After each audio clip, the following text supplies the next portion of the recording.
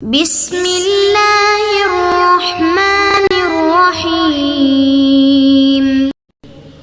السلام علیکم ورحمۃ اللہ وبرکاتہ۔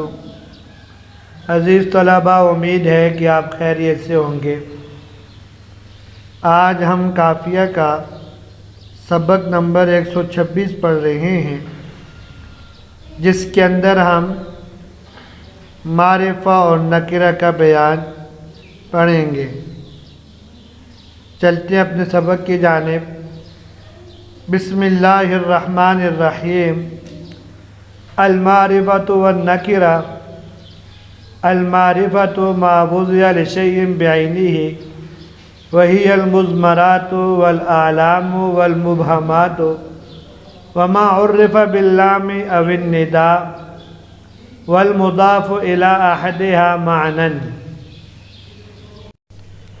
العلم ما وضع لشیء بعینہ غیر متناول غیرہ بوضع واحد۔ ترجمہ دیکھ لیتے ہیں۔ المعرفۃ والنکرہ، معرفہ اور نکرہ۔ المعرفۃ ما وضع لشیء بعینہ، معرفہ وہ اسم ہے جو کسی متعین چیز کے لیے وضع کیا گیا ہو۔ وہی المضمرات والاعلام والمبہمات، اور وہ یعنی معرفہ کی اقسام یہ ہیں: مضمرات، اعلام، مبہمات۔ وما عرف باللام او النداء، اور وہ جو اس میں لام تعریف یا ندا کے ذریعے معرفہ بنا لیا گیا ہو، یعنی وہ اسم جو لام تعریف یا حرف ندا کے ذریعے معرفہ بنا دیا گیا ہو۔ والمضاف الی احدہا معنی، اور وہ اسم جو ان میں سے کسی ایک کی طرف مضاف ہو اضافت معنویہ کے طور پر۔ العلم ما وضع لشیء بعینہ غیر متناول غیرہ بوضع واحد، اور علم وہ اسم ہے جو وضع کیا گیا ہو کسی متعین چیز کے لیے، اس حال میں کہ وہ اس کے علاوہ کو شامل نہ ہو ایک ہی وضع میں۔ آج کے درس کے اندر ہم معرفہ اور نکرہ کی تعریف، معرفہ کی اقسام پڑھیں گے۔ صاحب کتاب رحمہ اللہ یہاں سے عموم و خصوص کے اعتبار سے اسم کی اقسام بیان فرما رہے ہیں۔ عموم و خصوص کے اعتبار سے اسم کی دو قسمیں ہیں، ایک معرفہ اور دوسرا نکرہ۔ معرفہ کی تعریف صاحب کتاب رحمہ اللہ خود فرما رہے ہیں: المعرفۃ ما وضع لشیء بعینہ، معرفہ وہ اسم ہے جسے بعینہ ایک ہی چیز کے لیے وضع کر دیا گیا ہو۔ اس تعریف میں المعرفہ معرف ہے اور ما وضع لشیء بعینہ اس کی تعریف ہے۔ تعریف میں کلمہ ما جنس کے درجے میں ہے، یعنی جیسے ہی صاحب کتاب نے کہا معرفہ وہ اسم ہے تو تمام کی تمام اسماء اس میں داخل ہوگے، لیکن جیسے فرمایا وضع، یہ فصل اول ہے کہ اس میں اسماء موضوعہ کو داخل ہونے کی اجازت تو دی، اسماء مہملہ کو ایک دم خارج فرمایا۔ پھر لشیء بعینہ، یہ دوسرا فصل ہے، اس کے ذریعے اسماء نکرہ کو خارج کر دیا گیا ہے۔ وہی المضمرات والاعلام والمبہمات وما عرف باللام او النداء والمضاف الی احدہما معنی۔ یہاں سے صاحب کتاب رحمہ اللہ معرفہ کی اقسام ذکر فرما رہے ہیں۔ صاحب کتاب نے معرفہ کی 6 اقسام ذکر فرمائی، ایک مضمرات، دوسرے اعلام، علم کی جمع، والمبہمات، اور تیسری قسم مبہمات ہے، وما عرف باللام او النداء، اور چوتھی قسم وہ معرفہ جو لام تعریف کے ذریعے سے معرفہ بنایا گیا ہو یا اور حرف ندا کے ذریعے سے معرفہ بنا دیا گیا ہو۔ اور چھٹی قسم والمضاف الی احد معنن وہ اسم جو ان میں سے کسی ایک کی طرف اضافت معنویہ کے طور پر مضاف ہو۔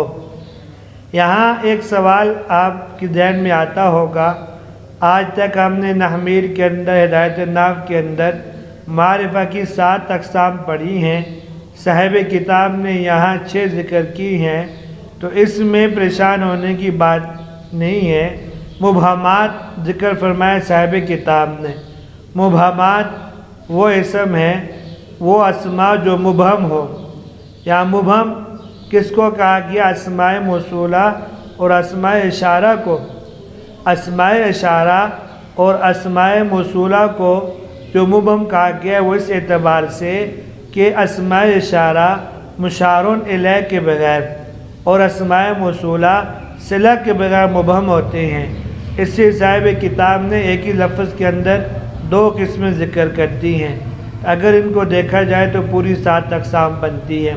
نمبر 1 مضمرات، نمبر 2 اعلام، نمبر 3 اسماء اشارہ، نمبر 4 اسماء موصولہ، نمبر 5 وہ اسم جو ان میں سے کسی ایک کی طرف مضاف ہو، نمبر 6 معرف باللام، اور نمبر 7 معرفہ بندا۔ آگے صاحب کتاب رحمہ اللہ نے علم کی تعریف فرمائی۔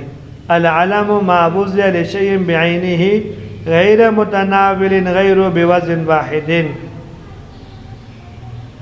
صاحب کافیہ یہاں سے علم کی تعریف ذکر فرما رہے ہیں۔ فرمایا کہ ما وضع لشیء بعینہ غیر متناول غیرہ بوزن واحد، یعنی علم وہ اسم ہے جو ایک معین چیز کے لیے اس طرح وضع کیا گیا ہو اس کا غیر اس میں شامل نہ ہو، اس کا غیر اس کے اندر شامل نہ ہو، جیسے زید، عمر، بکر، مکۃ المکرمہ۔ ما وضع لشیء معرفہ نکرہ سب کو شامل ہے، بعین ہی کی قید لگا کر نکرہ کو نکال دیا، اس لیے نکرہ اس اسم کو کہتے ہیں جو غیر معین چیز کے لیے وضع کیا گیا ہو۔ لا يتناول غیرہ کی قید سے علم کے علاوہ معرفہ کی دیگر اقسام مضمرات، اشارات وغیرہ کو نکال دیا، اس لیے کہ وہ استعمال کے وقت دوسری چیزوں کو شامل ہوتی ہیں۔ اور لا يتناول غیر کی قید سے علم مشترک، مثلا زید جب کئی آدمیوں کا نام ہو، اس کو بھی تعریف سے نکال دیا گیا، اس لیے کہ وہ اپنے علاوہ کو بھی شامل ہیں۔ بے وزن واحد کی قید لگا کر اس کو علم کی تعریف میں داخل کیا، اس لیے کہ وہ غیر کو ایک وضع میں شامل نہیں ہوتا بلکہ متعدد اوضاع میں شامل ہوتا ہے۔ متعدد اوضاع میں شامل ہوتا ہے، اس کا مطلب یہ ہے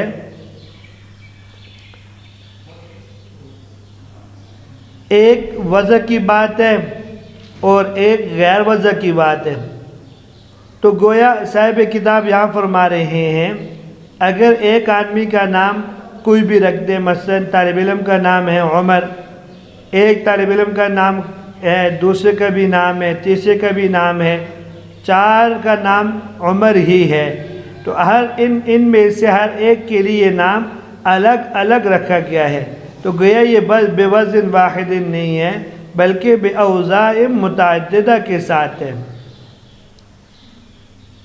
اب یہاں یہ بات سمجھے کہ عالم کی ایک قسم ہے عالم شخصی، متعین کسی شخص کا نام ہو، جیسے کہ زید ہے، عمر ہے، بکر ہے، اور دوسرا عالم جنسی، مثلا اسامہ، یہ شعر کا عالم ہے، کنیت، القاب وغیرہ سب اعلام میں داخل ہیں، سب علم ہونے کی وجہ سے معرفہ ہوتے ہیں۔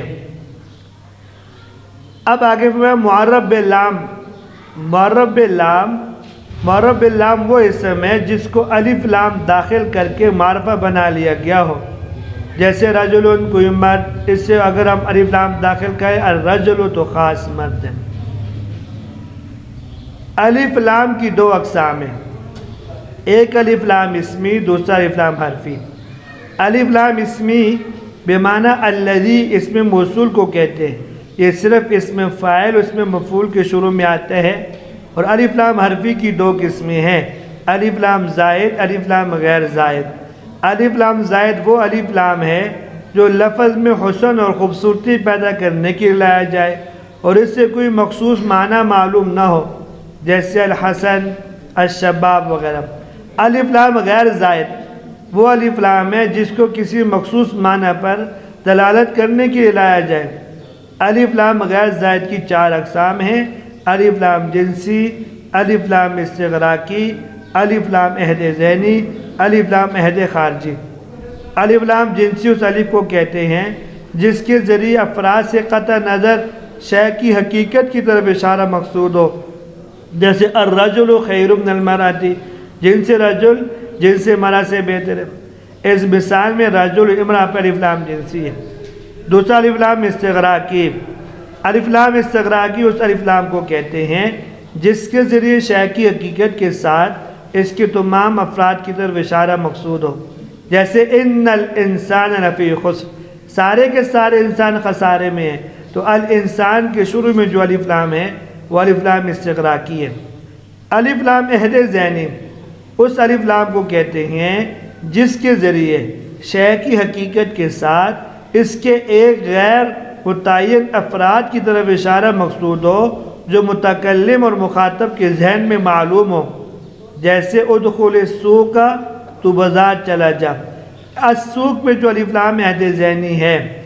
الف لام عہد خارجی اس الف لام کو کہتے ہیں جس کے ذریعے شے کی حقیقت کے ساتھ ساتھ اس کے ایک ایسے متعین افراد کی طرف اشارہ مقصود ہو جو متکلم اور مخاطب کے درمیان خارج میں معلوم ہو، جیسے اللہ تعالیٰ کا ارشاد ہے کما ارسلنا الی فرعون رسولا فعصى فرعون الرسول۔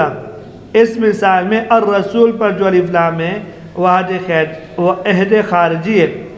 الف لام غیر زائد کی 4 قسمیں اپنے مدخول کی تعریف کا فائدہ دیتی ہیں، یعنی جس اسم پر ان 4 قسموں میں سے کوئی الف لام داخل ہوگا وہ معرفہ ہوگا۔ البتہ الف لام عہد ذہنی کے سلسلے میں کچھ لوگوں کی رائے یہ ہے یہ تعریف کا فائدہ نہیں دیتا بلکہ اس کا مدخول نکرہ ہوتا ہے، چنانچہ یہی وجہ ہے کہ جملہ خبریہ کو اس کے مدخول کی صفت بنایا جا سکتا ہے۔ اگر اس کا مدخول معرفہ ہوتا تو جملہ خبریہ کو اس کی صفت بنانا درست نہ ہوتا، لہٰذا معلوم ہوا کہ الف لام عہد ذہنی کا مدخول نکرہ ہوتا ہے، معرفہ نہیں ہوتا۔ یہاں تک آج کا سبق تھا، امید ہے کہ آپ کو سمجھ میں آ گیا ہوگا۔ اجازت دیجیے، اللہ تبارک و تعالی ہم سب کے حامی و ناصر ہو۔ السلام علیکم ورحمۃ اللہ وبرکاتہ۔